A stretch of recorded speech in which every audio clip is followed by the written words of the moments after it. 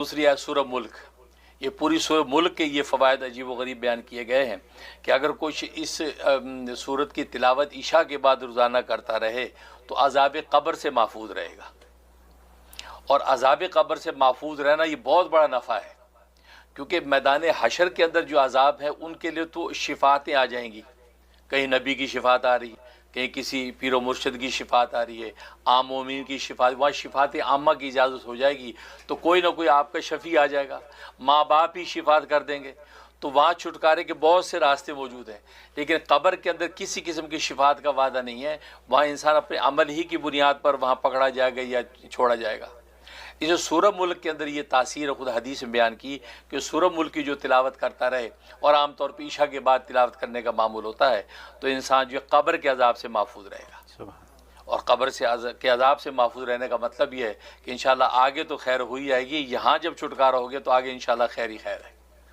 और यही वजह है कि बाज़ दिन ऐसे होते हैं वफ़ात के, उस वक्त अगर फौत हो जाए तो अजाब कब्र उसका मौक़ूफ़ हो जाता है। अच्छा। हाँ, जिसमें पीर का दिन है, जुमेरात का दिन है, जुमे का दिन है, इन 3 दिनों में किसी दिन में अगर इंतकाल हो तो वह अज़ाब क़ब्र से महफूज हो जाता है, भले गुनहगार ही क्यों ना हो।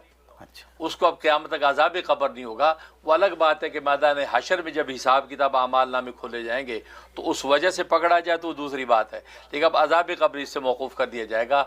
इन दिनों के अंदर वफ़ात की ये फजीलत है, तो इसलिए अज़ाब क़ब्र से महफूज होना बहुत बड़ा नफ़ा है। या सूरह मुल्क की तिलावत पर यह नफ़ा हासिल होता है।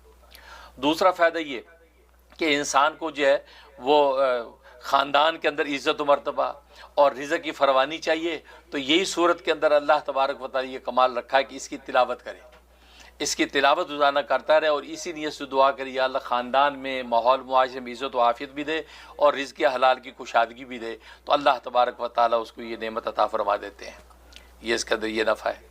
और तीसरा नफ़ा ये है कि अगर घर के माहौल के अंदर दीन का माहौल नहीं है, नमाज रोज़ी की पाबंदी नहीं है, सब आदमी गफलत की ज़िंदगी गुजारे, मन मानी ज़िंदगी गुजार रहे हैं, तो जो भी घर का सरबराह या जो दर्दमंद है वो इसकी तिलावत करके घर के खाने पीने पे दम कर दे, रोज़ाना खाने पीने पे दम कर दे, ये खाली बर्तन पे दम कर दे जिसके अंदर खाना डाला जाए, सूरह मुल्क को रोज़ाना तिलावत करे, तो घर के अंदर नमाज रोज़े का माहौल पैदा हो जाएगा।